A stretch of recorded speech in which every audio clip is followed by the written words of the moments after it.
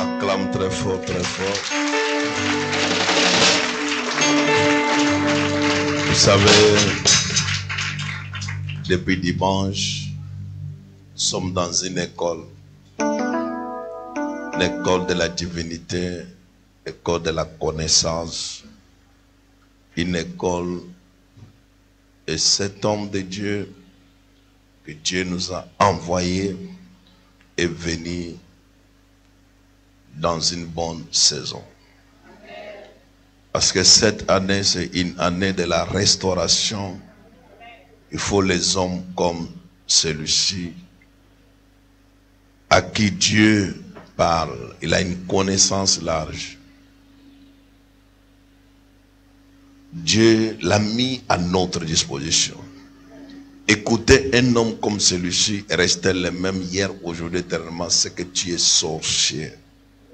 Si tu n'es pas sorcier, tu peux être même Lucifer.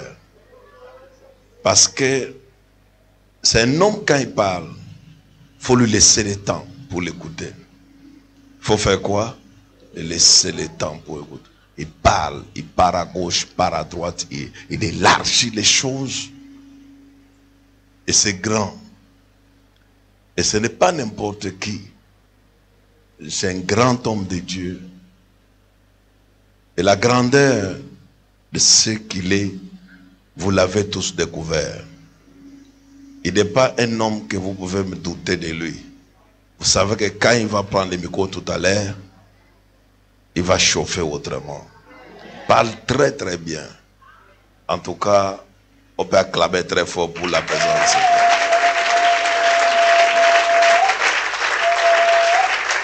Alléluia. Avant qu'il ne vienne ici, il avait des invitations qu'il attendait hors de son pays. Mais il a eu le temps de prier et Dieu a favorisé midi. Amen. Lorsque il a stoppé d'autres invitations, parce que Dieu seul connaît qu'il nous faut un homme comme celui-ci dans un temps comme celui-ci. Et c'est pourquoi quand quelqu'un freine d'autres invitations pour nous, lorsque j'ai regardé son calendrier surchargé de plusieurs programmes et plusieurs invitations, parce que c'est un conférencier. Quand il parle, tu constates qu'il est habitué dans ça. Il ne parle pas quelque chose qu'il est en train de bricoler, non. Il connaît son métier. Et gloire à Dieu parce qu'il a permis qu'il soit là aujourd'hui avec nous. Et cet homme, quand il parle, c'est comme il parle dans ton cœur. Si en toi, tu ne sens jamais que Dieu est descendu sur la terre pour me parler, je ne sais même pas si tu vas encore demander à Dieu de te parler. Parce que ça, c'est une grande richesse. Les personnes comme ça, on les conserve, on les protège, parce que ce sont des bibliothèques. Alléluia. Et quand il ouvre la bouche pour parler, il met chaque chose à sa place. Chaque chose, il sait qu'ici, il faut mettre ça, ici, il faut mettre ça. Depuis dimanche qu'il a commencé à parler, mon cœur est dans la joie et j'ai besoin de l'écouter. Est-ce que toi aussi tu as besoin de l'écouter? Alors, pour les gens qui étaient là hier à l'école, parce qu'hier nous étions à l'école, non? Il a fait fort, il a fait asseoir un leadership et un leader et son leadership à une dimension très avancée. Et nous avons eu beaucoup de bénédictions hier. Pour ceux qui étaient absents, il ne faut jamais s'absenter dans un programme comme ça. Même si tu n'es pas pasteur, tu n'es pas serviteur, tu es déjà enfant de Dieu. Et c'est que tu sers Dieu d'une manière ou d'une autre. Amen. Depuis le premier jour, il parle. Aujourd'hui, on a lutté avec beaucoup d'embouteillages pour qu'il soit là tôt. Parce que lui, quand il commence à parler tout à l'heure, tu n'as pas besoin qu'il s'arrête. Vrai ou faux? À moins si tu es un sorcier qualifié. pas même un peu, mais qualifié. C'est-à-dire, ou bien c'est toi qui arrêtes les objets quand un sorcier, à moins que tu es comme ça. Mais si tu es enfant de Dieu comme moi, tu dois être content avec lui. Alléluia. Il parle bien. Il a les mots à sa place. Il ne sort pas. Et si il parle un mot que tu n'as pas bien compris, il faut aller suivre la prédication là après et chercher les dictionnaires. Parce que c'est normal que ça puisse te dépasser. Tu n'as pas besoin de souffrir. Ce n'était pas en langue qu'il avait parlé, c'était en français. Alors, il faut souvent, ce qui te dépasse, tu trouves le temps. Ne cherche pas midi à 14h, écris ça. Si tu réécoutes encore à la maison, que ça te dépasse, écris. Tu as Google, tu peux entrer, tu peux suivre qu'il a dit ça. Amen. Pour les gens qui sont ici depuis cette heure, je vois qu'ils sont déjà bénis. Parce qu'ils ont déjà l'onction de tout ça. Nous voulons recevoir l'homme de Dieu, le révérend Chris Ombale, le docteur en divinité. Sous vos applaudissements, acclamons très fort.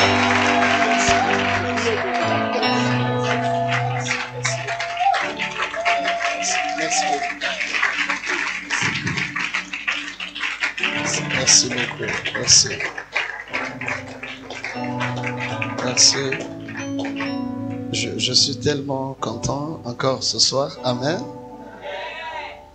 Tu vas baisser un peu ton volume parce que c'est un peu trop fort. On va élever nos mains. Nous allons bénir le Seigneur. Adonai, nous voulons encore t'écouter aujourd'hui. Et chaque fois quand je me présente devant ton peuple, j'ai toujours demandé que tu puisses m'aider à parler. Seigneur, nous avons besoin de t'écouter tous. Je ne suis pas seulement venu m'adresser à ton peuple, mais je suis venu aussi que tu parles en moi, parce que je suis la première personne à pratiquer ce qui sort de ma bouche. C'est pour cela que je te prie de nous assister encore. Merci pour ton serviteur, le prophète Gaston, avec cette sensibilité de cœur qui a disposé ses jours et m'a cédé sa chair pour que je parle au peuple de Dieu. Merci également pour ce peuple merveilleux qui manifeste cette soif et ce désir de pouvoir mieux te connaître en profondeur afin qu'ils relèvent les différents défis dans leur parcours. Cette année, nous sommes dans l'année de la restauration et ce mois, nous voulons porter des fruits pour que le monde croie que nous avons reçu un véritable Dieu. Et nous voulons, Seigneur, aujourd'hui que tu nous disposes encore, circoncis notre oreille pour que nous puissions t'entendre plus mieux. Au nom de Jésus, Amen. Acclamons le Seigneur.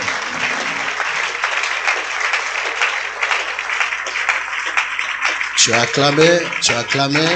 Gloire à Jésus.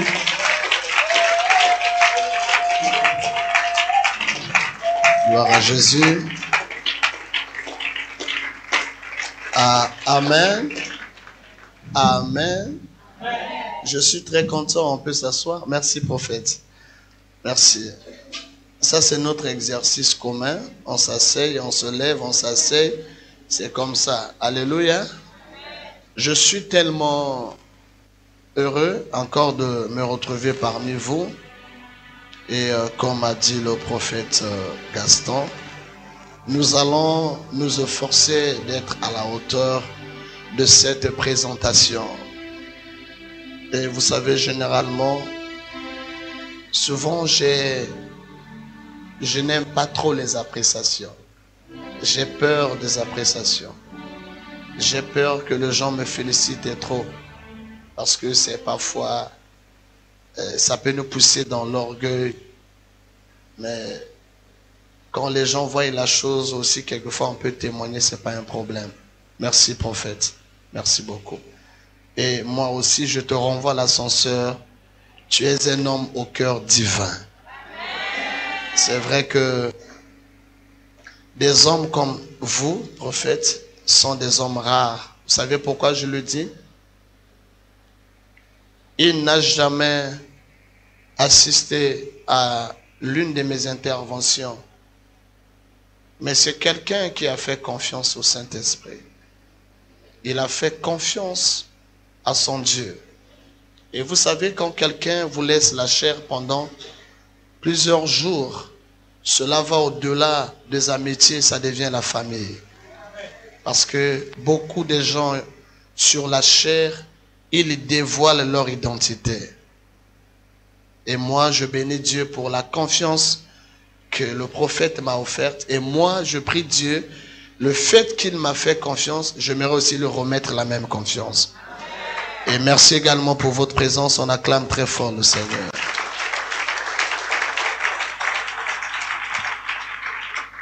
Je vais poser une question aux serviteurs ici. Connaissez-vous le verset où les chrétiens des Bérets examinaient avec attitude la parole de Dieu? Ils étaient empressés, ils écoutaient, mais ils examinaient tout ce que les apôtres disaient. Ils vérifiaient pour savoir si cela était exact. Vous avez le verset? La Bible dit que quand les apôtres prêchaient, les chrétiens des Bérets ne se fiaient pas seulement pour écouter, mais ils allaient dans la vérification pour savoir si exactement ce que les apôtres donnaient était exact, soit en conformité avec la parole de Dieu. Est-ce que je parle à quelqu'un? Exercice. Retrouvez-moi le verset. Je l'ai, mais je veux que vous me le retrouviez. Très bien. Est-ce qu'on peut acclamer très fort le Seigneur? Merci beaucoup. Est-ce que quelqu'un peut me le lire? Parce que je vais commencer par un conseil. Et vous énumérez le conseil. L'homme est un mystère. Écrivez ça. L'homme est un mystère. Tout à l'heure, le prophète Gaston a dit, chaque fois quand il prend le micro, il ne revient pas souvent sur les mêmes choses. Merci beaucoup, prophète. On va essayer de voler comme ça. Landry, tu as lu le verset. Il faut encore le redire pour que les gens suivent attentivement. Acte 17, le verset 11. Quelqu'un peut le lire pour nous, s'il vous plaît? Ou bien je le lis. Vas-y, ma fille. Voilà. Acte 17, le verset 11. Ok. Nous lisons la parole de Dieu dans le nom puissant de notre Seigneur, Jésus-Christ de Nazareth. Amen. Ces Juifs avaient des sentiments plus nobles que ceux des Thessaloniques. Ils reçurent la parole avec beaucoup d'empressement. Et ils examinaient chaque jour les Écritures pour voir si ce qu'on leur disait était exact. Est-ce qu'on peut acclamer très fort le Seigneur? Formidable. Aujourd'hui, je suis avec toi. On peut s'asseoir, s'il vous plaît. Alors, ici, la Bible nous révèle que, vous savez, la parole de Dieu, lorsqu'elle est mal transmise, elle va déformer la foi des gens. Le clavier, s'il vous plaît. Lorsqu'elle est mal transmise, lorsqu'il y a la mauvaise communication de la parole de Dieu, il y en aura la déformation des vies des gens. La qualité des personnes que nous attendons demain dépend de la valeur du message que vous recevez aujourd'hui. On ne peut pas avoir un peuple demain avec des valeurs si et seulement ce peuple est mal enseigné. La première délivrance que Dieu exerce dans la vie des hommes, c'est la délivrance de la mentalité. Si le mental de l'homme est transformé, l'homme devient un atout, un instrument que Dieu peut manipuler pour la gloire. Voilà pourquoi j'ai une citation qui dit, tu peux l'écrire: si le mental de l'homme n'est pas sauvé et délivré, l'homme reste prisonnier par lui-même. Il y a une forme de prison que l'homme peut s'introduire par lui-même. C'est la prison de la mentalité. Il y a des gens qui ont construit les mythes d'impossibilité dans leur esprit. Même si vous pouvez leur faire savoir la vérité, mais ils croient déjà à une logique qu'ils ont construite. Maintenant, l'église est bâtie par le fondement des apôtres. Il n'y a pas 3 enseignements ni 4 enseignements. Mais c'est l'unique enseignement que les apôtres ont commencé et nous avons relié. Voilà pourquoi, à chaque instant, lorsque les apôtres étaient en train de prester, les gens, précisément les juifs comme on le dit ici, ne s'étaient pas enthousiasmés seulement d'acclamer. Une bonne église doit comprendre ce que notre Père ne nous a pas enseigné. Et si on constate que la chose qu'on veut nous donner là, c'est un mauvais vent, n'acclamez jamais. Pourquoi? Parce qu'on peut détruire facilement une église à travers l'enseignement, à travers la parole. Souvenez-vous que l'église est conçue, est bâtie par la parole. Elle aussi peut être détruite par une mauvaise parole que quelqu'un de mauvaise foi peut venir transmettre. Voilà pourquoi je m'en vais ici vous donner les 3 dimensions de l'oreille. Écrivez. 3 dimensions de l'oreille.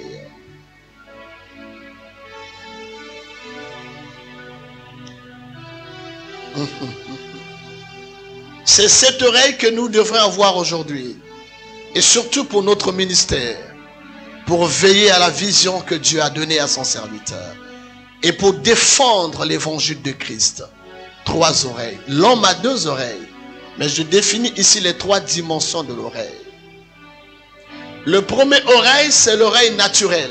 L'oreille physique. Tout le monde là.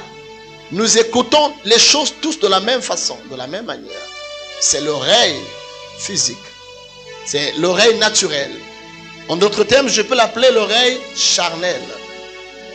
Et cette oreille, aujourd'hui, pose des problèmes avec beaucoup de chrétiens dans l'église.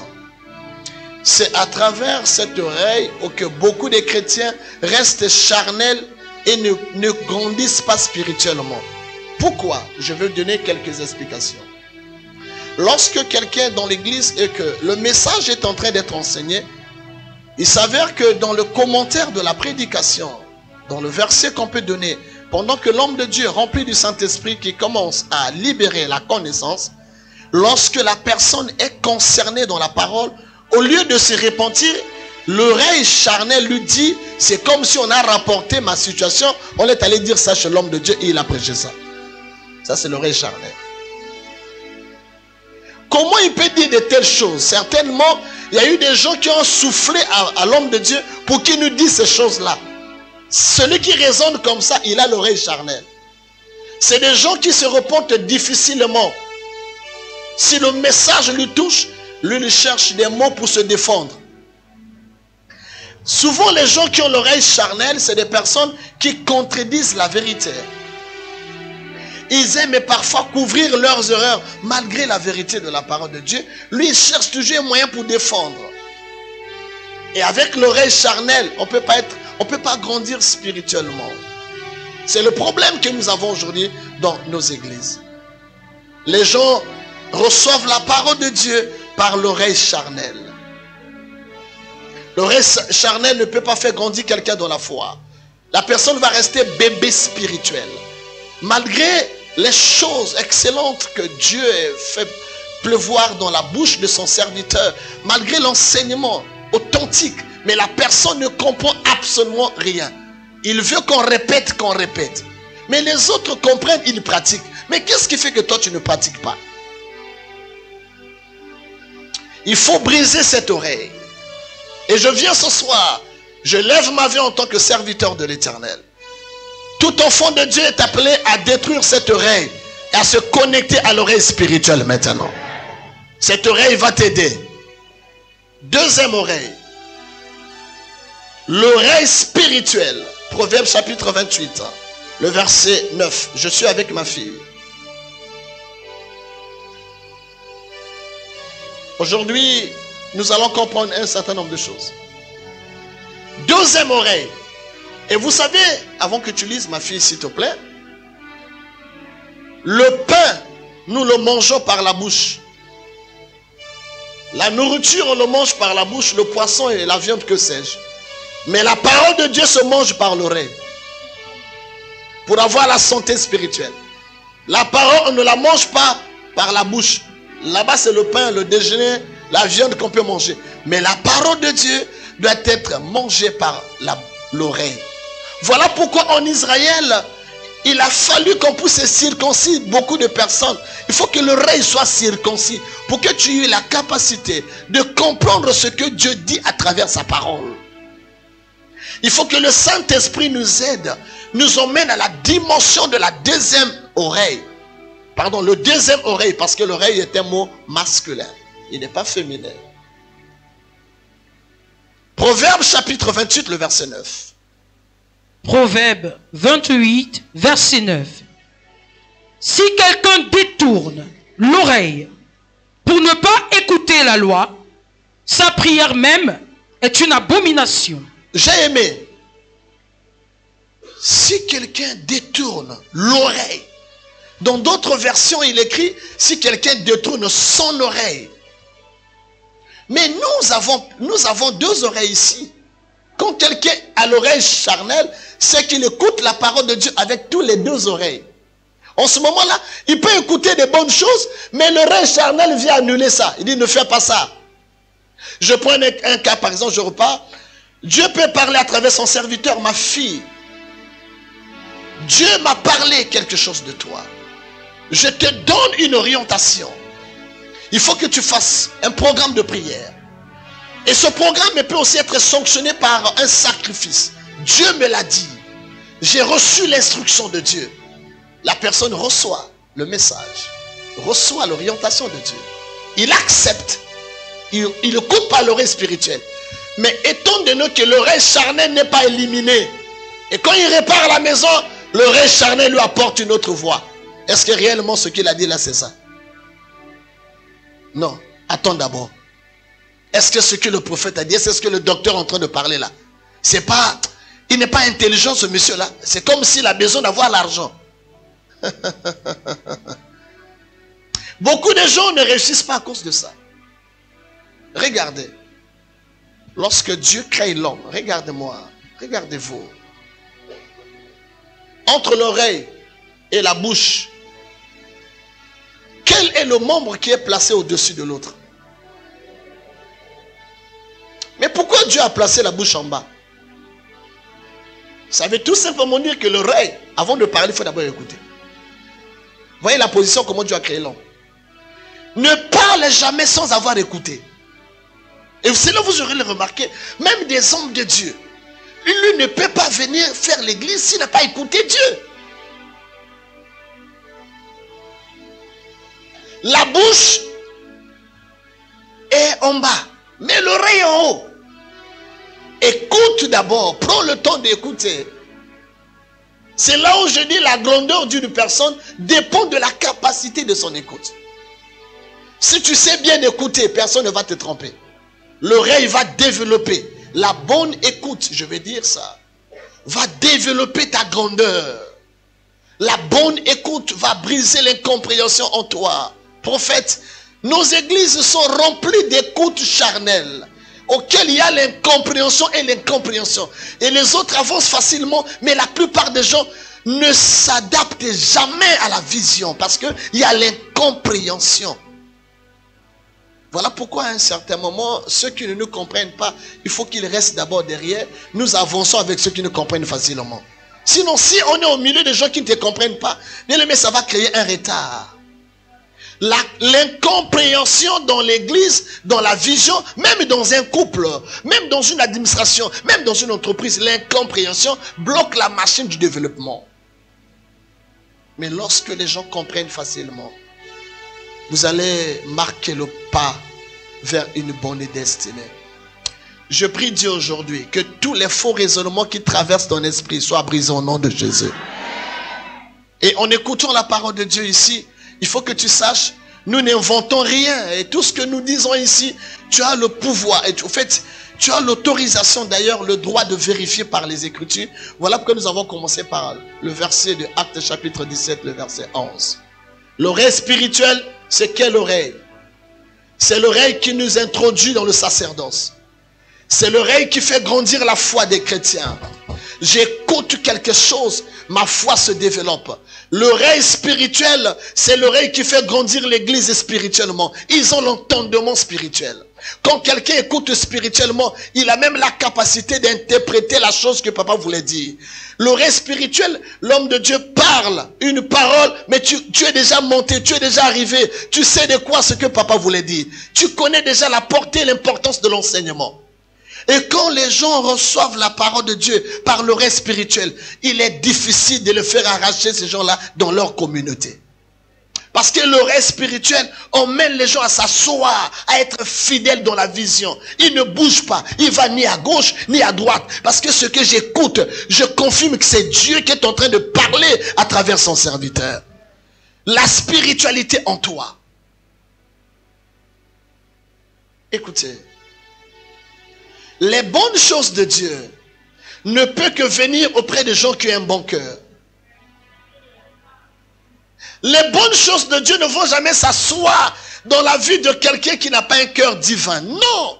Mais le cœur divin, le cœur de l'homme se transforme lorsque le deuxième oreille est en activité. C'est en écoutant la parole de Dieu par le deuxième oreille, mon cœur se transforme. Souvent je dis, dans la vie d'un homme, aujourd'hui, je vais parler en termes de conseil, en termes de sagesse, en termes de maturité. Parce que je vais prier pour toi aujourd'hui. Notre thème, je vais parler vers la fin. 20 minutes, tu iras au-delà des limites qu'on a fixées dans ta vie. Oh my God, nous arriverons là-bas bien après. Souvent, je dis une chose. Vous savez, dans la vie, nous sommes en février. Si je ne me trompe pas, on est en février. Et dans la vie, chaque fois, l'homme doit être emmené à faire le bilan dans sa vie. Un homme qui fait le bilan est responsable. Il va connaître est-ce qu'il est en train d'évoluer ou il est en train de se détruire. Ne vis jamais sans faire le bilan dans la vie. Il faut faire le bilan. Le bilan, quand on le fait, il y a des éléments qu'il faut d'abord prioriser. Ça veut dire que le premier élément dans le bilan, c'est quoi? Il faut vérifier dans ta relation avec Dieu. Est-ce que c'est une relation qui tient le coup jusqu'à aujourd'hui? C'est le premier bilan. Et dans cette relation, il faut voir, est-ce que j'ai une bonne intimité avec le Seigneur? Il faut regarder, hier j'étais enthousiasmé, hier j'avais la passion de Dieu, je priais beaucoup, j'étais amoureux de la parole de Dieu, j'avais la passion de servir Dieu. Mais aujourd'hui, est-ce que je ne me suis pas refroidi? Fais ce bilan. Est-ce que la même chaleur que tu avais, la même obéissance que tu avais quand tu étais venu pour la première fois à l'église, le même zèle, la même passion que tu avais au début du ministère, quand tu as franchi tes pas pour la première fois dans cette maison, est-ce que tu as gardé la même chaleur? Le diable ne cherche pas à voler d'abord l'argent de la personne, mais la première des choses que le diable cherche à voler dans la vie de l'homme, c'est l'intimité qu'il a vis-à-vis de Dieu. Lorsqu'il est réussi à te séparer avec Dieu, là il prend garant de ta vie, commence à te détruire. Fais le bilan de ta vie. Deuxièmement, quand tu fais le bilan, il ne faut pas d'abord chercher à accumuler les biens. Il faut pas d'abord compter, j'ai beaucoup d'argent, j'ai un compte en banque, j'ai acheté telle parcelle. Ça vient après. Le deuxième bilan, il faut voir l'amélioration de ton cœur. Est-ce que ton cœur est toujours divin? L'amélioration du cœur. Le cœur ne peut pas s'améliorer si la parole de Dieu n'est pas enseignée. Je vous félicite parce que regardez, vous êtes à temps à l'église. Souvent je dis, celui qui écoute bien la parole de Dieu et qui respecte les choses de Dieu ne peut pas venir à la prière après son père. Non, jamais.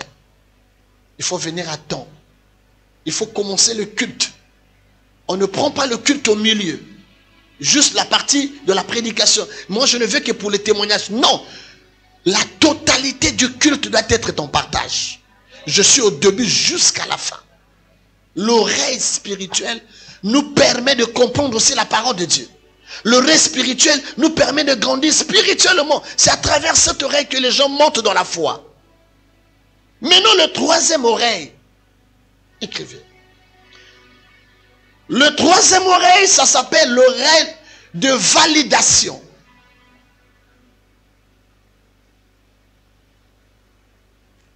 L'oreille de validation.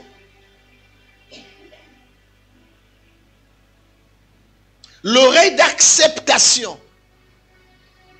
Et souvent cette oreille est réservée pour des serviteurs et servantes de Dieu. Qu'est-ce que l'oreille de validation? Ça veut dire ceci. Oui, j'écoute la parole de Dieu. Mais il ne faudrait pas que j'accepte tout ce qu'on dit.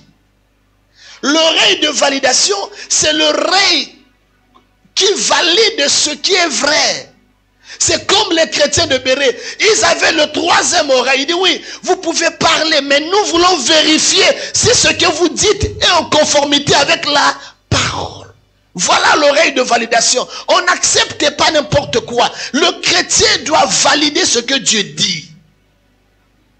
Le chrétien doit croire à ce qui dit la parole de Dieu. L'oreille de validation. C'est comme ça que les chrétiens de Béret.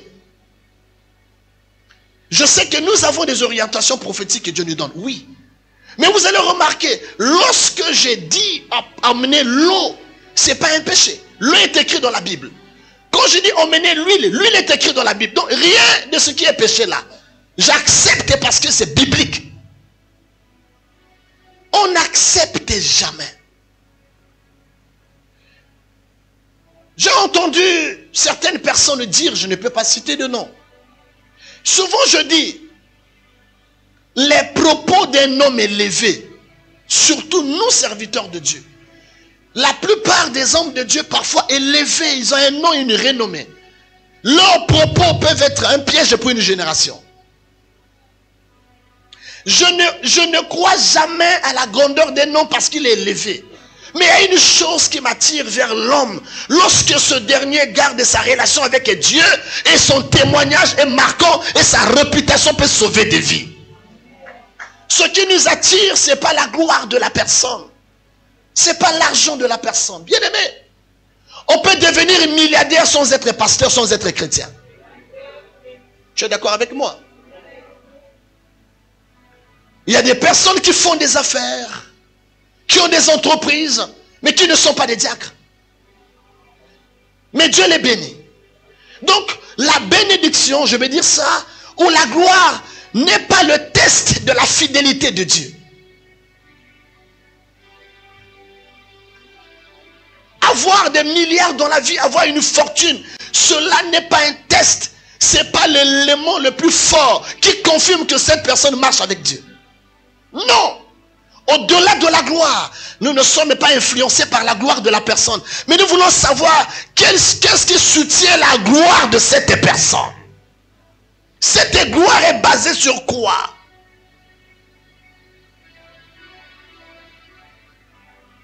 Et quand quelqu'un dit des choses telles que je suis arrivé ici, même si j'essaie de dire des choses qui ne sont pas bibliques, vous allez acclamer pourquoi? On n'acclame pas. On dit amen quand la chose est véridique. L'oreille de validation, c'est cette oreille qui nous sécurise de ne pas rentrer dans l'apostasie. L'oreille de validation, c'est cette oreille qui nous préserve de ne pas adorer n'importe quoi. Et cette oreille doit être en toi. Ce que le Père n'a pas enseigné. Et aujourd'hui, il y a des courants de prédication qui détruisent l'église. J'ai entendu quelqu'un dire, avec la même Bible, je ne sais pas où est-ce qu'il a ramassé ce verset. Il dit ceci: au niveau où j'ai atteint, Dieu ne compte plus mes péchés. Vous pouvez pécher quand vous voulez. J'ai atteint un niveau où mes péchés sont déjà pardonnés depuis longtemps. Mais il faut savoir une chose, papa. Si toi tes péchés sont pardonnés, les miens ne sont pas encore pardonnés. Fais attention quand quelqu'un a déjà détruit sa relation avec Dieu, qu'il vienne aussi vous détruire. Alors quelqu'un qui dirait ça, le fait qu'il a déjà la gloire, la renommée. Les gens voient la gloire, la renommée, ils acclament. Mais il faut que les gens utilisent l'oreille de validation. Malgré ta montée, malgré que tu es grand, tu es élevé. Mais ça ne passe pas chez moi. Tu te préserves. Amen. Amen. Acclame le Seigneur.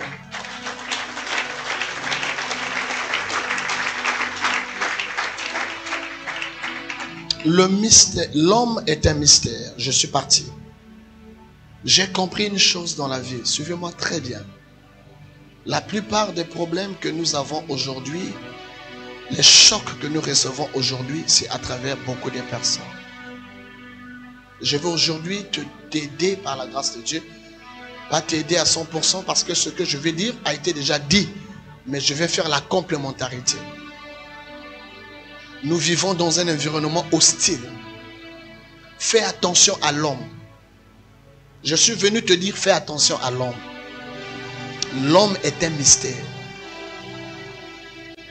Je viens te dire, l'homme est un mystère. Même Dieu lui-même n'a pas compris l'homme. Même Dieu lui-même, il était étonné de l'homme. Il crée l'homme. Lisez dans Genèse chapitre 6. Dieu s'est repenti d'avoir créé l'homme. Dieu. Il s'est repenti d'avoir créé l'homme. Il dit, les pensées de l'homme ne tournent que vers le mal. Mais lui qui l'a créé, il s'étonne de l'homme. Maintenant, toi et moi. Tu veux t'amuser avec l'homme. Aussi longtemps que l'homme ne se révèle pas devant toi, tu ne sauras pas qui tu es. Si on pouvait révéler les états d'âme ou la nature des cœurs de certaines personnes, il n'y aura pas des amitiés. Même les mariages ne vont pas exister. L'homme est un mystère. Aujourd'hui, je vais te dégager les 4 catégories des amis dans la vie. L'homme est un mystère. Lorsqu'il ne se révèle pas, vous êtes en danger en perpétuité. La Bible dit, ce verset me touche souvent. Les serviteurs sont avec moi, n'est-ce pas? Vous êtes avec moi, n'est-ce pas? Je vous aime bien. Il y a un verset qui me dit, mais je vous ai déjà, Jérémie, le cœur de l'homme est tortueux par-dessus tout.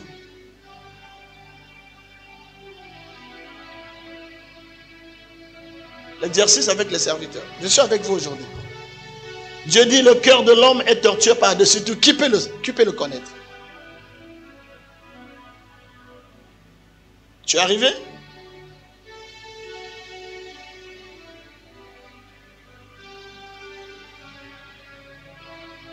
Je vous écoute.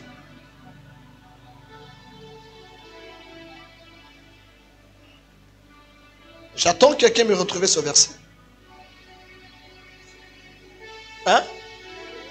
Je l'ai. Je veux travailler avec vous. Jérémie, combien? Très bien. Allez-y.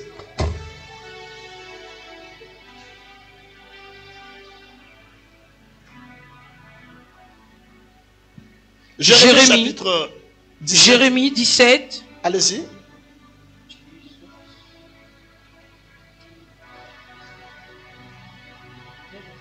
Le verset 9.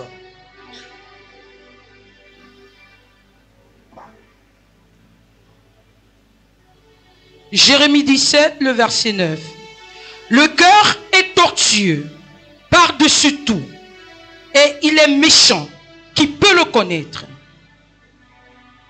Le cœur est tortué par-dessus tout. Qui peut le connaître? Alors sur ce verset, j'aimerais emmener quelqu'un à comprendre une chose. La plupart des gens qui nous font des problèmes, qui nous blessent, ça touche nos cœurs. Il y a des gens ici dans cette salle, ils ont des cicatrices dans leur cœur. Il y a des gens ici, pendant que je vais parler, les autres vont commencer même à verser des larmes. Ils ont rendu service à plusieurs personnes, mais au retour, c'est l'ingratitude qu'ils ont récoltée.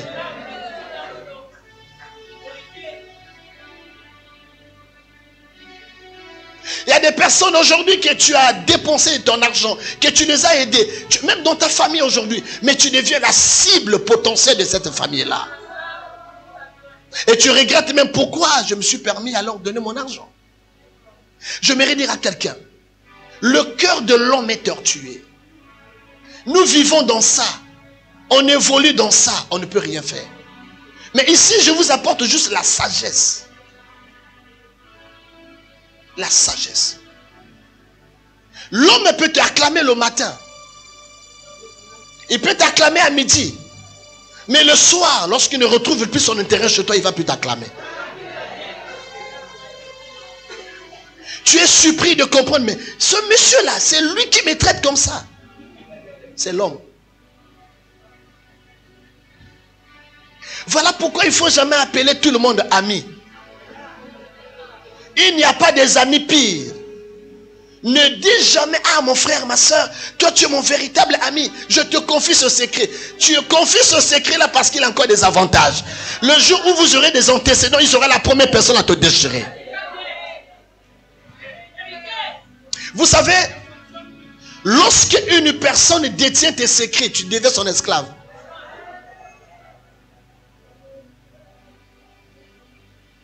Dans la vie,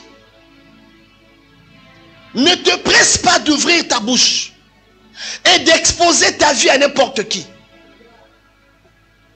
Développe le secret, le silence dans ta vie. L'homme est terrible. Celui qui mange avec toi aujourd'hui, demain il peut être ton adversaire. Celui qui mange avec toi aujourd'hui, demain il peut être ton cauchemar. Comme dit le prophète Gaston, ton sorcier.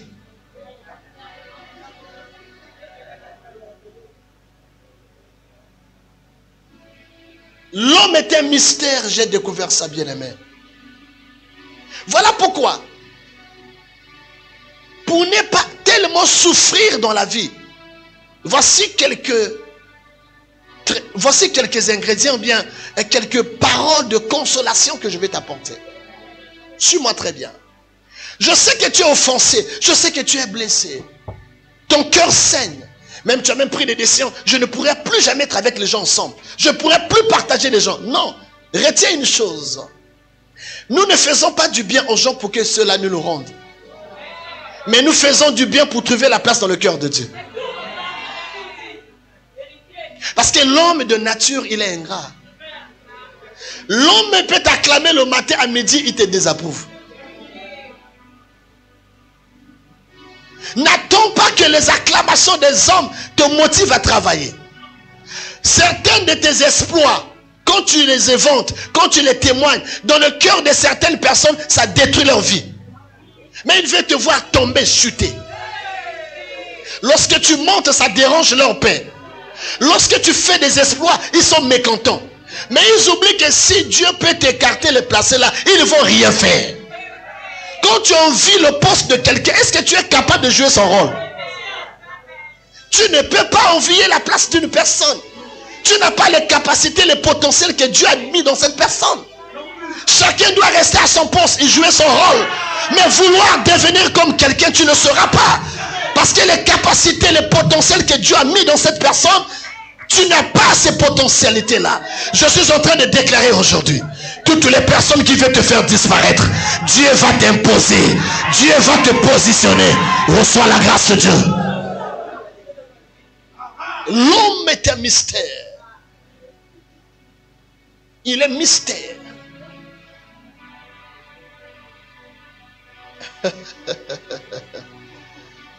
Aujourd'hui, nous allons voler comme ça.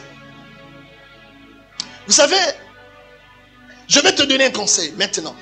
Comment tu peux guérir ton cœur lorsque tu es blessé? Voici le traitement. Tu peux écrire. Ne fais pas de ton offense une arme d'autodestruction.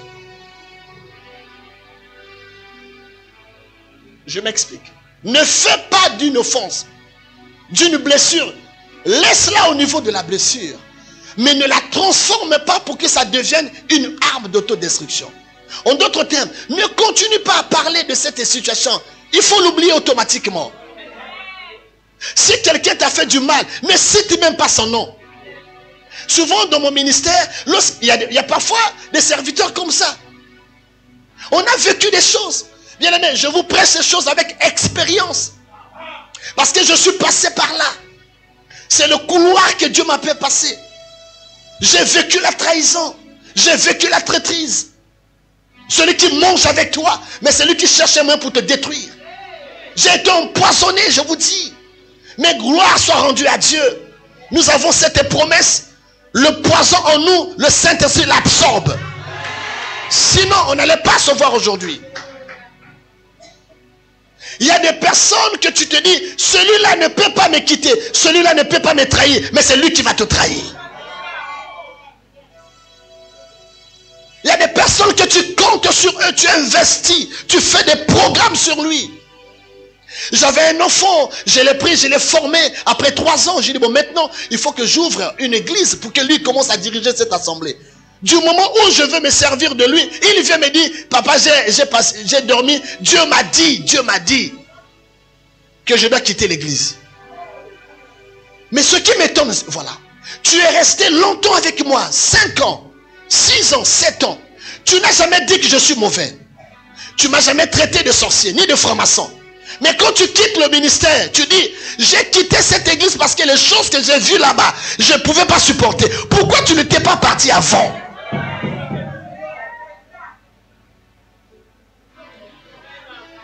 Pourquoi? Le cœur de l'homme est tortué.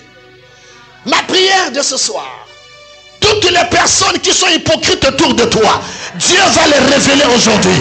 Dieu va te séparer de ces gens-là pour que tu vives en paix. Nous n'allons pas faire une prière pour que les ennemis disparaissent. Non, ils seront là. Jamais. On ne fait pas une prière. Il n'y a pas une prière que nous allons faire pour que les ennemis disparaissent dans ton parcours. Les ennemis seront là. Mais notre prière, c'est laquelle? Que Dieu révèle toutes les personnes. Oh my God. Vous savez, l'ennemi le plus dangereux, c'est qui? Prophète. Lorsque un ennemi est connu et découvert, il est moins dangereux. Lorsque un ennemi est connu, découvert, vous pouvez le maîtriser.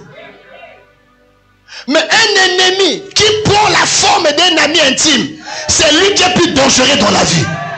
Parce que il te contrôle partout. Tu manges avec lui, tu fais tout avec lui, il voit tes entrées, il voit tes comptes, il voit tes promesses, il voit tes programmes, il voit tes calendriers, il voit tes projets. Mais il ne se révèle pas. Il te fait croire que c'est un ami intime. Or au fond, c'est un ennemi qui se cache dans la peau d'un ami intime. Aujourd'hui, Dieu va déchirer cette peau. Ce voile va tomber. Et toi, tu vas rentrer dans ta destinée. Tu ne peux pas rentrer ensemble avec les ennemis. D'ailleurs, on ne mange pas ensemble avec les ennemis.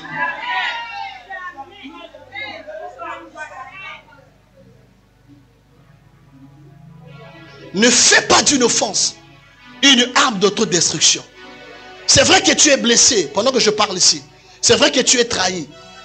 Mais ne transforme pas cette offense-là pour que ça devienne une arme qui te détruit toi-même.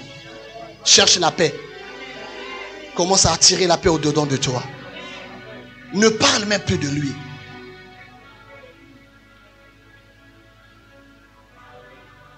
J'enseigne aux hommes de Dieu. Dans le ministère, je crois que le prophète serait d'accord avec moi. Tout ce qui commence l'église avec nous ne finissent pas avec nous. Non. Tout ce qui commence parfois le ministère avec les hommes de Dieu ne finissent jamais avec les hommes de Dieu. Mais quand les gens partent, sur ma chair, je n'ai pas besoin de citer ton nom. Parce que parler de toi sur l'autel, c'est te faire revenir encore à l'église.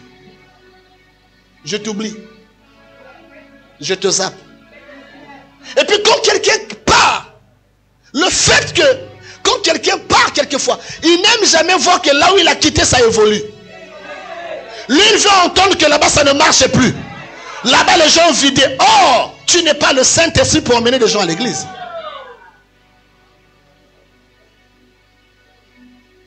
Voilà pourquoi je vais dire quelque chose qui serait très fort, mais il faut supporter. Une personne ne peut pas aimer tes enfants et au moment où ils ne t'aiment pas.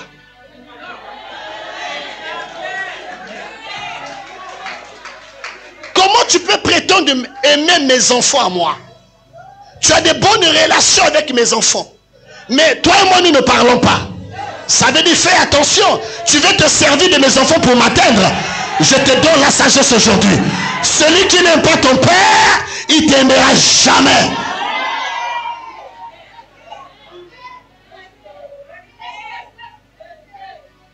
On peut s'asseoir.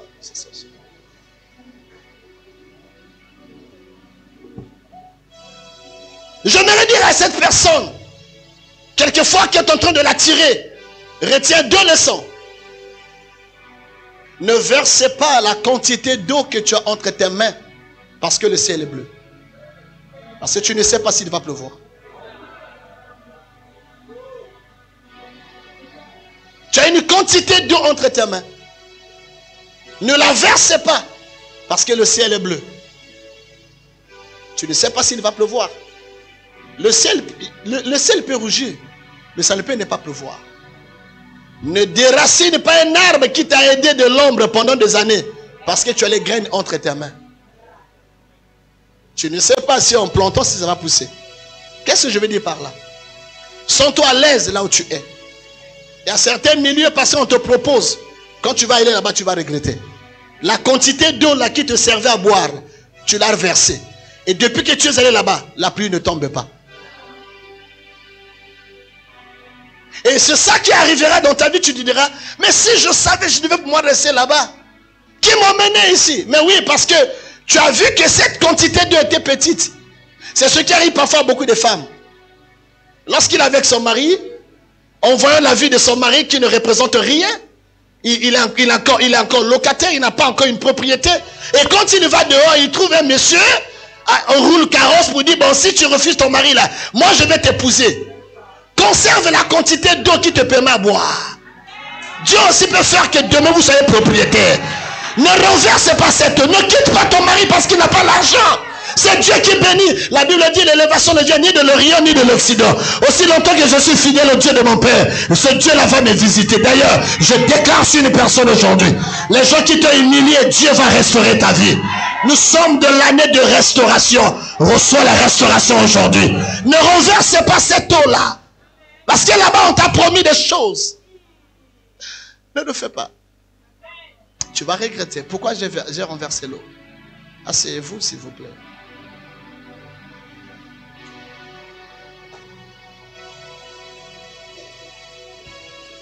L'homme est un mystère.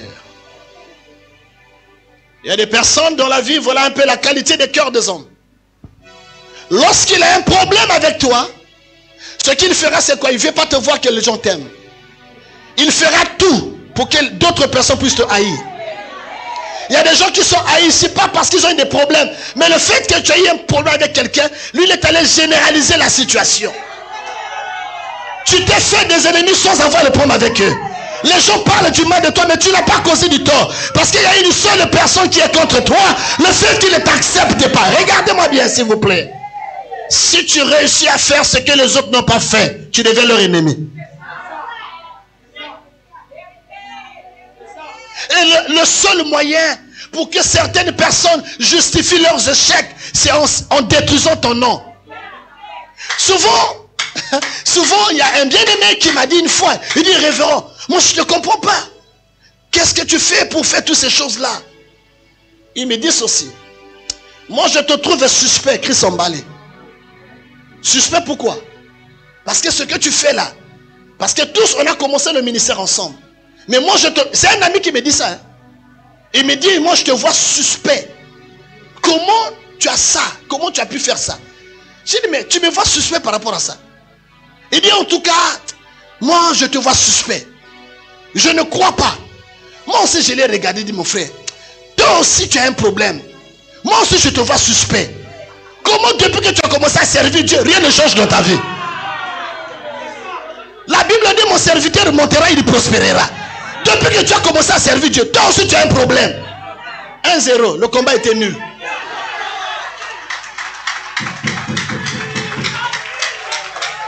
Tu ne peux pas tenir la Bible.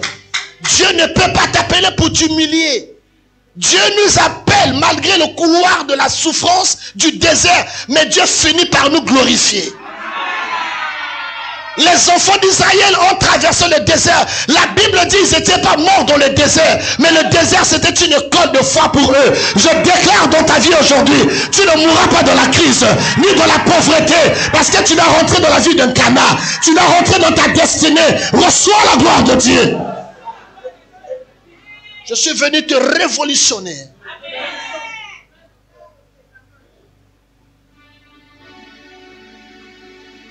Il y a 4 personnes nuisibles. Écrivez.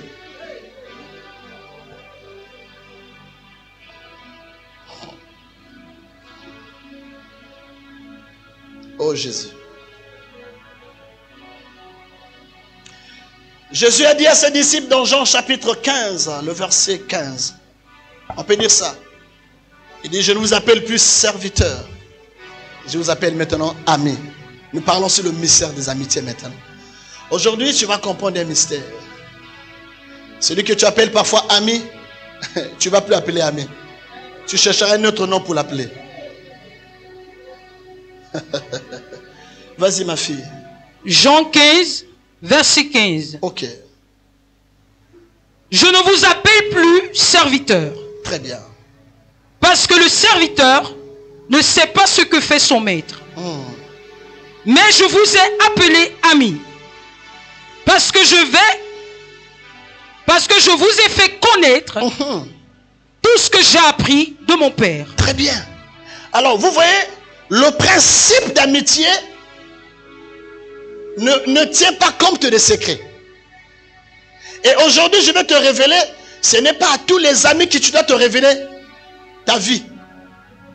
Jésus a dit à ses disciples, je ne vous appelle plus serviteurs, mais je vous appelle amis. Donc, je brise le mythe de séparation. Et à partir d'aujourd'hui, je vous fais connaître tout ce que mon Père m'a appris. Le problème ici, c'est lequel? Or, dans la dimension des amis, tous ceux qui sont autour de nous ne sont pas les vrais amis. Pourquoi? La Bible va le révéler, bien-aimé. Et tout au long de mon intervention. Et j'ai découvert 4 catégories de personnes nuisibles dans la vie qui ont détruit la destinée de plusieurs personnes. 1. Les profiteurs. Un ami profiteur ou les personnes profiteuses, je peux dire ça.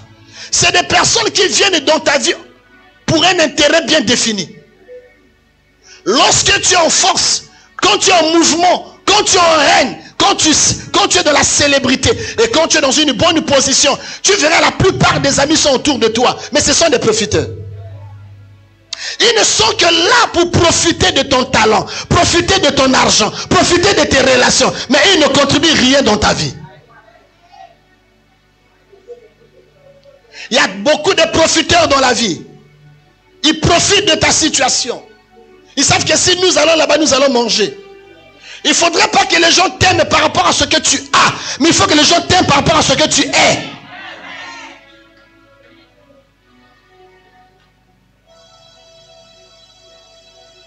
Qui marche avec toi? À qui vous partagez les secrets de la vie? Quelqu'un peut marcher avec toi, mais il n'est pas avec toi. Quelqu'un peut marcher avec toi, il ne marche pas pour toi. Deux choses. Il marche avec toi, mais il n'est pas avec toi. Il marche avec toi, il n'est pas pour toi. Tu comptes sur lui, lui, c'est là, il va s'arrêter.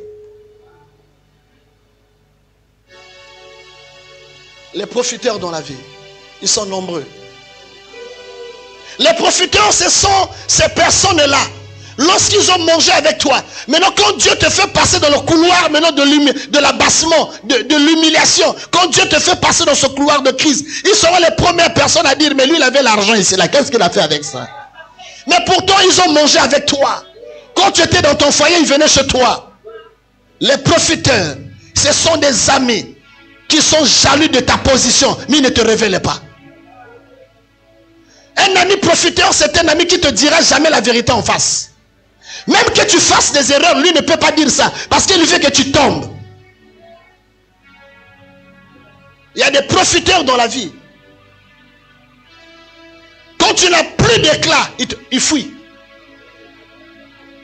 On a des personnes qui profitent de nous. Qui profitent de notre générosité. Qu'il plaise à Dieu aujourd'hui. À la place de ces gens-là, que Dieu nous envoie des bonnes personnes. On est fatigué d'être entouré de personnes profiteurs. Des personnes qui nous ont causé du retard. Deuxième catégorie de personnes nuisibles. Des personnes espions. Vous savez, des espions, leur rôle c'est quoi? Ils font la filature autour de toi. Lorsque vous voyez quelqu'un insister pour connaître ce que tu fais, c'est qu'il a une mission dans ta vie. Un ami ne doit pas insister que tu lui dises tes comptes en banque. Il ne faut pas qu'il insiste. Ça doit venir de toi. Mais il ne faut pas que ça vienne de sa bouche. Pourquoi il insiste? Il a quelle mission? Un espion peut se cacher autour de toi pendant des années. Mais il a un but à atteindre. Il est au milieu de toi. Un espion. Nous avons des espions dans la vie. Nous avons le service secret au milieu des familles. Les espions autour de ton étoile. Lorsque tu as une relation, une promesse, de préférence, Dieu ne te dit pas de dire à tout le monde. Il dit, confiez-vous à l'Éternel, vous serez affermis, et en ses prophètes. Mais toi, tu n'as pas de secret. Tout tu dis à tes amis. Même le gardien de ton âme, le pasteur, le berger, le prophète, il est au courant après. Mais ce sont ses amis qui sont au courant. Il y a des espions qui sont autour de toi, qui te contrôlent, qui savent tout ce que tu fais. Tu ne te rends pas compte que même quand tu as un secret, tout est connu. Pourquoi? Pourquoi ça l'a une? Parce que ceux qui sont autour de toi, là, il y a un problème. Il y a une fissure autour de toi. Des espions. Ils sont autour de nous. 3. Il y a des amis hypocrites. C'est des gens qui ont double face. Un ami hypocrite, c'est une personne qui est avec toi, il mange avec toi, il mange aussi avec tes adversaires. Alors, quand tu es entouré des hypocrites, ta vie n'a pas de secret. Tu es exposé. Quand tu parles de quelqu'un, lui, il va prendre ça, il va relayer l'information. Et aujourd'hui, les hypocrites sont en train de grossir avec leurs mensonges. Un hypocrite ne va jamais se révéler devant toi. Il va te féliciter. Il va t'apprécier. Un hypocrite, il est avec toi. Mais il sait ce qu'il est en train de chercher chez toi. Un hypocrite. 4e ami. C'est le véritable ami. Il s'appelle un ami défi. Écrivez, un ami défi. Si tu as un ami défi dans ta vie, c'est une bénédiction. Un ami défi, c'est un ami qui t'aime sincèrement. Un ami défi, c'est un ami auquel vous avez des grâces, vous avez des talents. Un ami défi, c'est quelqu'un qui t'impacte par sa façon de travailler. Tu n'es pas contre lui, mais tu l'admires sincèrement. En venant ici, je vois la façon de travailler du prophète. Je dis, ça c'est un ami défi pour moi. Parce qu'un ami défi, quand tu te frottes à lui, tu ajoutes un plus dans ta vie. Tu t'inspires. Et puis un ami défi, son caractéristique est connu de tout. Il ne peut pas dormir tant qu'en écoutant une mauvaise nouvelle de toi, il doit d'abord te le dire. Un ami défi ne parle pas derrière ton dos. Lui te dit la chose en face, mais avec amour. Parce qu'il ne veut pas te perdre. Il tient à ta destinée. Il sait que si tu te détruis, lui aussi va se détruire. Un ami défi, c'est quelqu'un, même si tu commets une erreur, lui ne commence pas d'abord à te critiquer. Il vient d'abord couvrir l'affaire. Mais après, il règle ça et après, il te donne des conseils. Mais il ne prend pas d'abord des pierres pour te lapider. Un ami défi, c'est un ami que vous avez l'alliance. Et dans cette alliance, c'est une alliance de non-agression. Je ne peux pas te trahir. Personne ne peut se servir de moi pour parler du mal de X, Y. C'est comme Jonathan et David. Ils avaient traité l'alliance, les deux. La Bible dit, c'était des amis défis. Même quand Saoul voulait tuer David, Jonathan a dit à David, il y a une cérémonie qui se prépare, il y a une chose qui est préparée pour toi. Mon frère, ne viens pas à cette fête-là, je ne vais pas te perdre. Un véritable ami peut se sacrifier pour toi. Un véritable ami, quand il vient dans l'église de son frère, il doit faire un travail, il doit laisser la paix et non le chagrin à l'église. J'arrive là, je me limite sur l'autel, ici. Et après je vais à la maison. Je n'ai pas à fouiller, à fouiner dans la vie privée des fidèles. L'église additionne la bénédiction. Mais le ministère multiplie la bénédiction.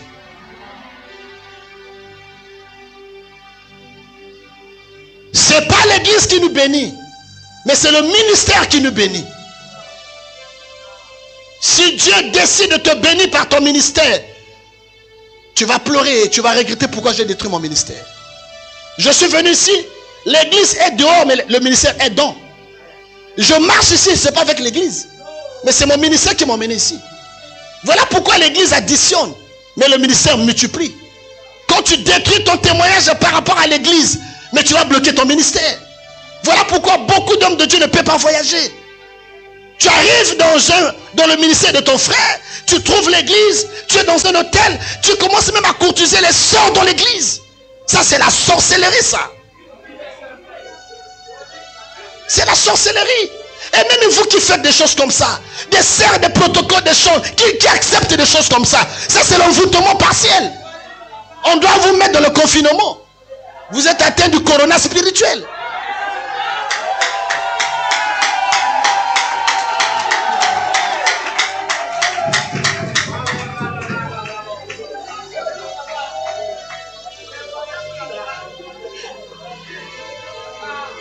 Il n'y a pas de secret entre un invité et toi. Si un pasteur vient te dire non, mais tu sais, il faut garder ça pour toi. La première personne qui doit être au courant, c'est ton père.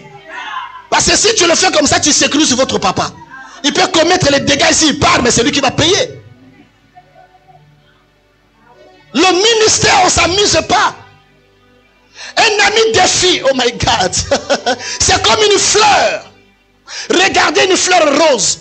Toutes les fleurs ne sont pas comme la fleur rose. Oh, si vous prenez la fleur rose, tout autour de la fleur, il y a des épines. Pourquoi on a mis des épines? C'est pour permettre la sécurité. N'importe qui ne peut pas toucher à la vie de cette personne. Dieu a mis les épines autour. Je viens renforcer les épines autour de ta vie. Ah, je viens renforcer les épines autour de toi.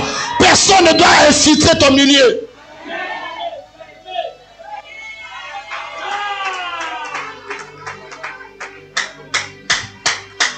J'ai fini la partie conseil.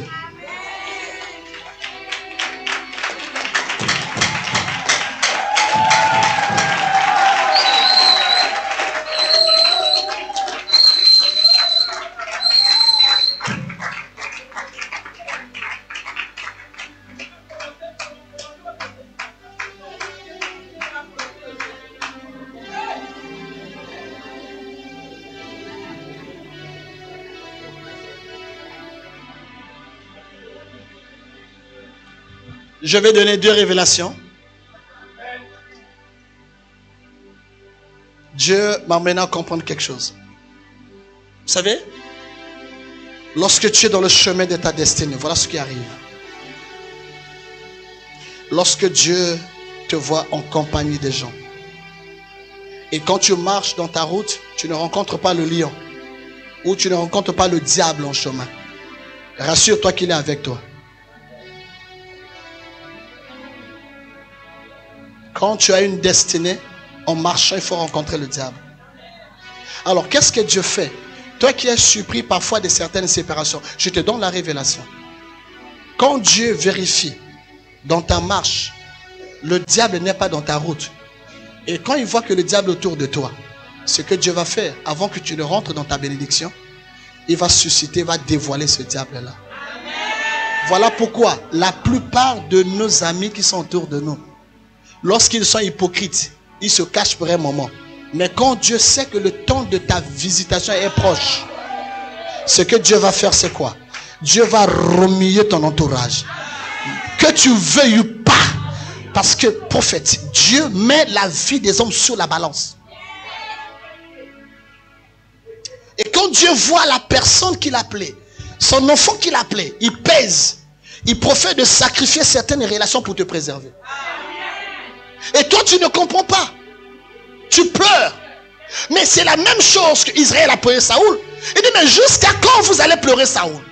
Si je pouvais le laisser, il allait tuer tout le peuple d'Israël. Je cherche un homme selon mon cœur.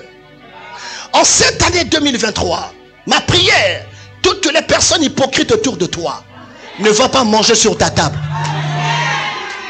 Dieu va les écarter, il va les dévoiler. C'est là où tu te poses la question. Et puis tu vas remarquer, dès que Dieu te sépare de ces gens-là, ça ne traîne pas. Tu rentres dans la bénédiction. Je suis venu prophétiser sur toi. Je vois un couloir de gloire dans ta vie. Ceux qui t'empêchaient à rentrer dans ta bénédiction, le Dieu de l'Alliance t'introduit maintenant. Reçois la grâce de Dieu. Il y a une chose aussi, je vais te révéler. Retiens ça. 2 sagesses. Dans ta vie, ne répond jamais à une certaine catégorie de menaces.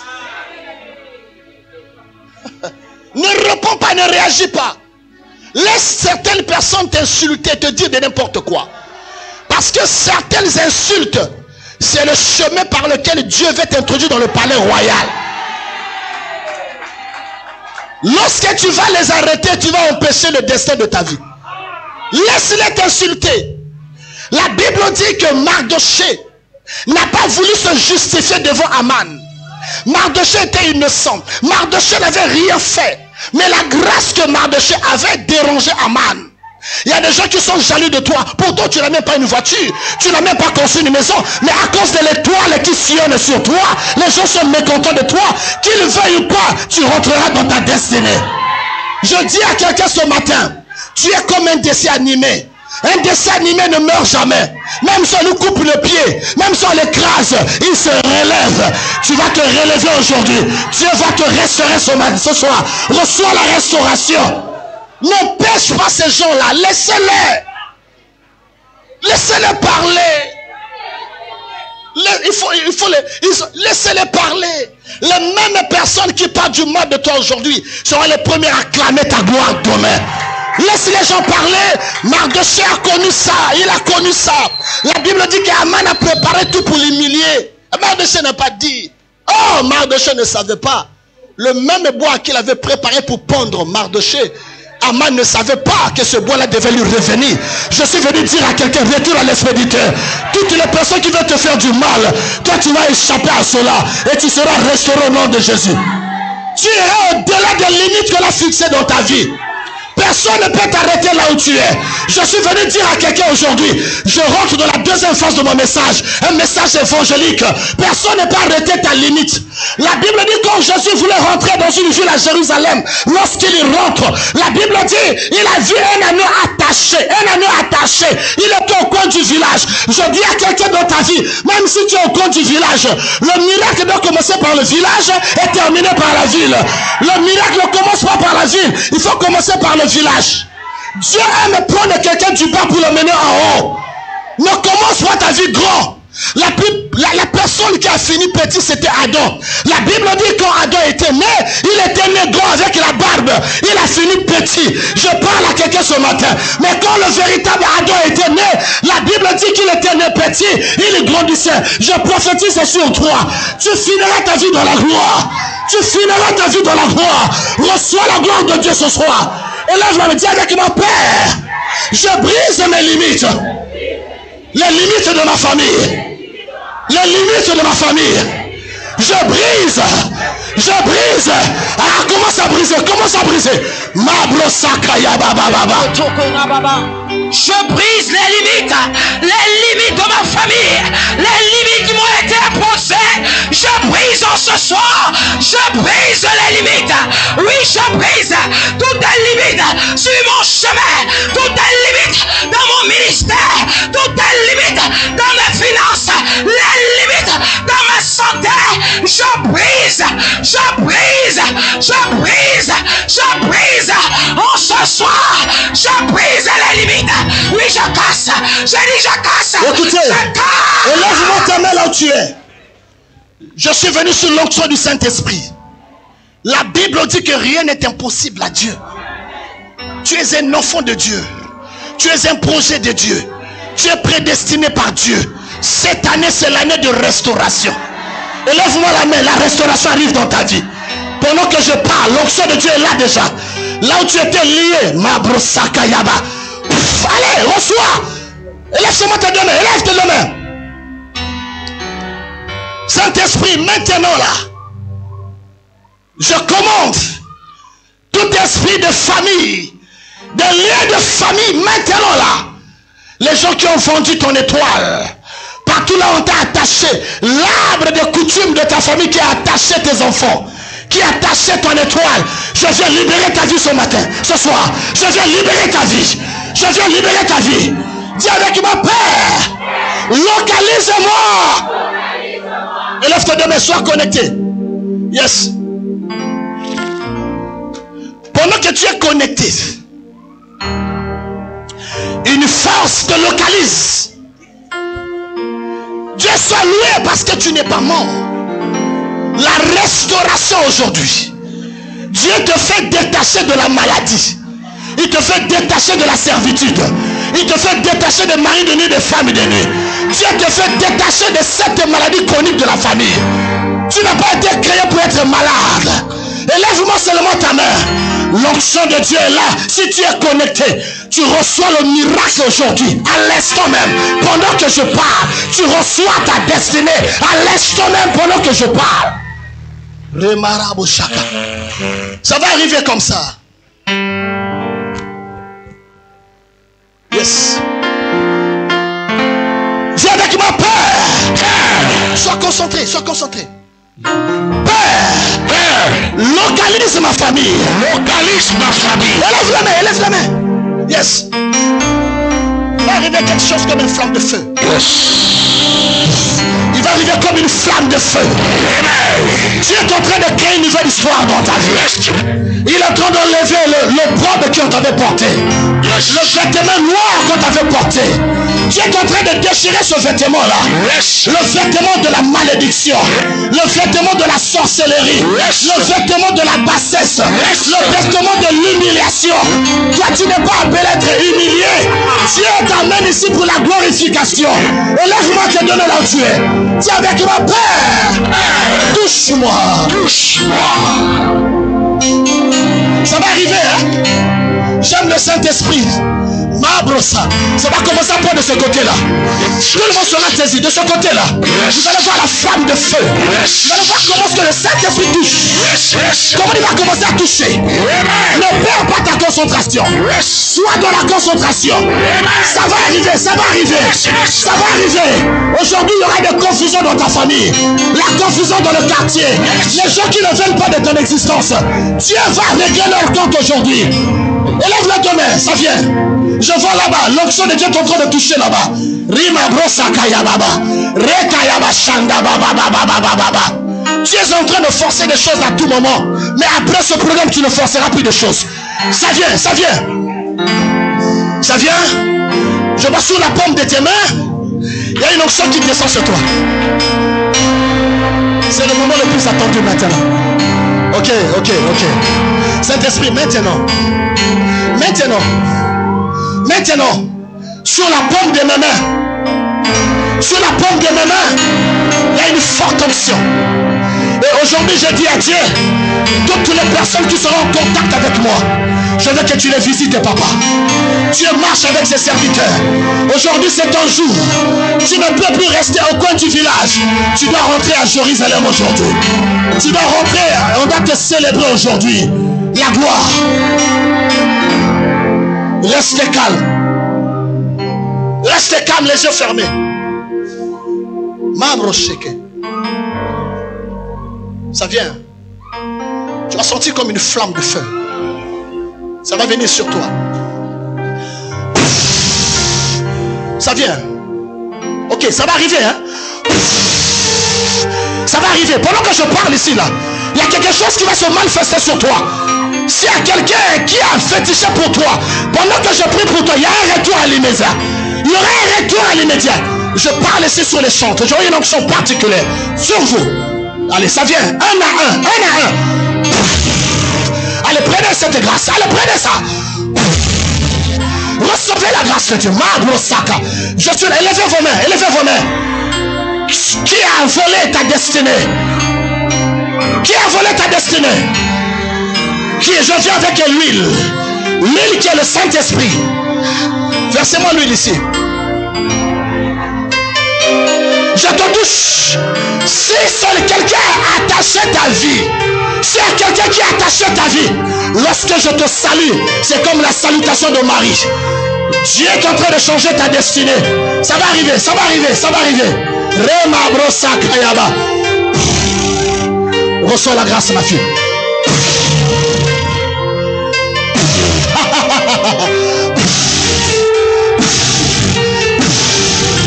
Reçois la grâce. Maman, touche-moi. Reçois la grâce. Maïda brosa kayaba. Retangayaba shaka. Tu reçois. Ce que tu cherches, tu le trouves. Sois derrière elle. Out, allez. Reçois la grâce. Sur mon corps, il y a une onction particulière. Le Saint-Esprit est là. Mabro Sakayaba. Reçois la grâce. Reçois la grâce.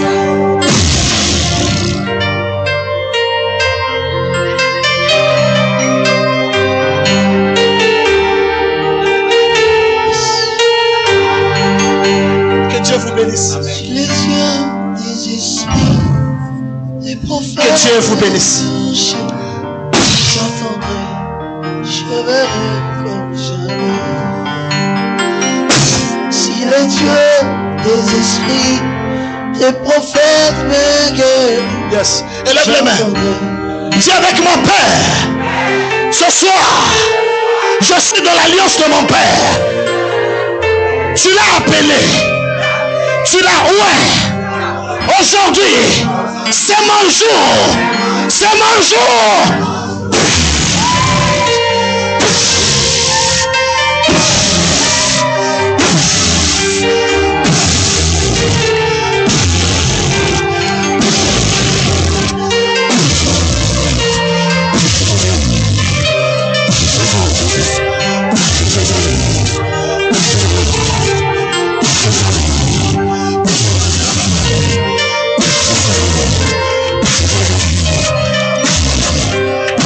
Elle est là.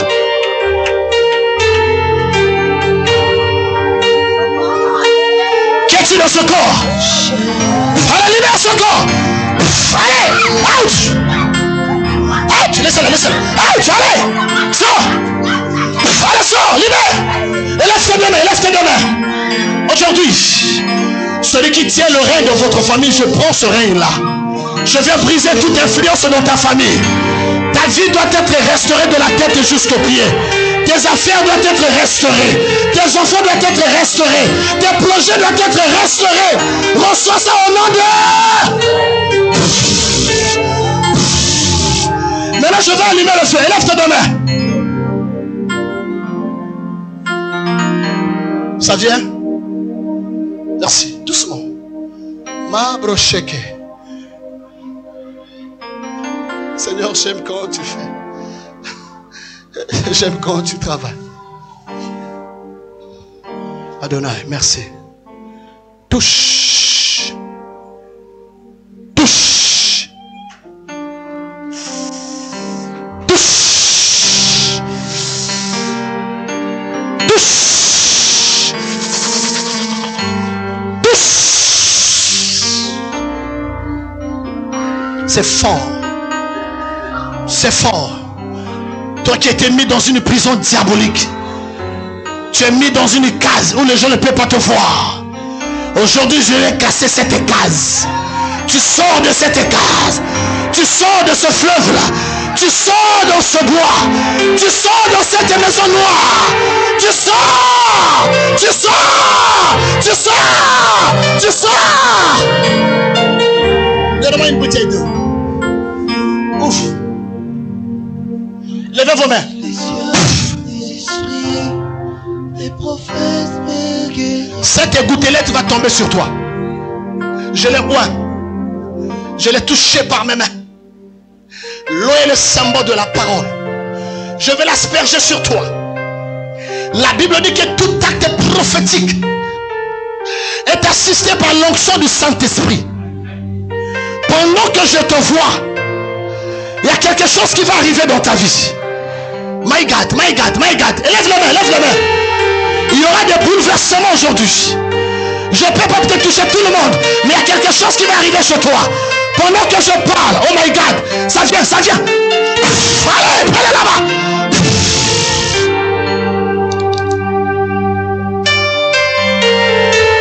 Élève tes deux mains. Toute forme de malédiction qu'on a injectée dans ta vie, je viens la briser aujourd'hui. Allez, reçois. Allez, reçois. Allez, reçois. Ça est là, allez. Allez, reçois, allez. Tenez-la, tenez-la, tenez-la. Allez, reçois, allez. Allez, reçois, allez. Allez, reçois, allez. Madame Saka.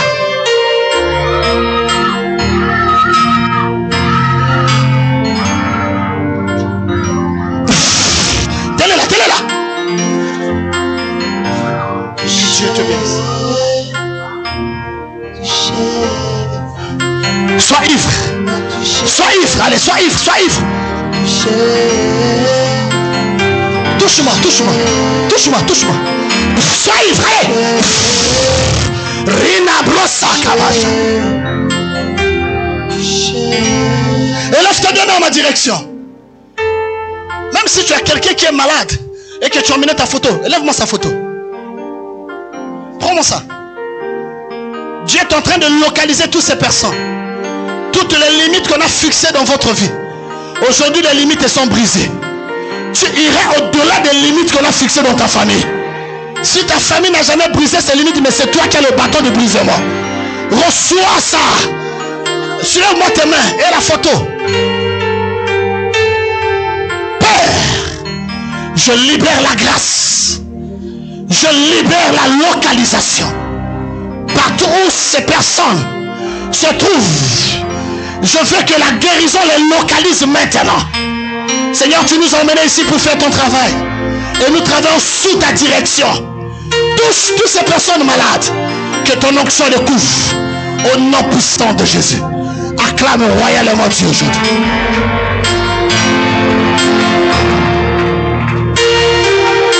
Où est la bassine? Donne-moi une bassine. La bassine. Je passe au deuxième service. Mettez-moi cette bassine ici. Qui a emmené sa portion de terre? Qui a emmené sa portion de terre? Ok. Même une petite là. Tous ces terres, vous allez jeter ici. J'aimerais ici. Tu prends ça, tu mets ça devant toi. Prends-moi ton offrande que tu avais. L'engagement que tu avais pris ici. Je ne voulais plus revenir sur ce que j'avais dit.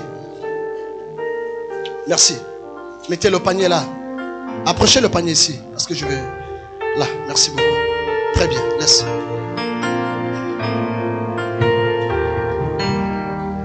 Où sont les personnes qui avaient... Où sont les personnes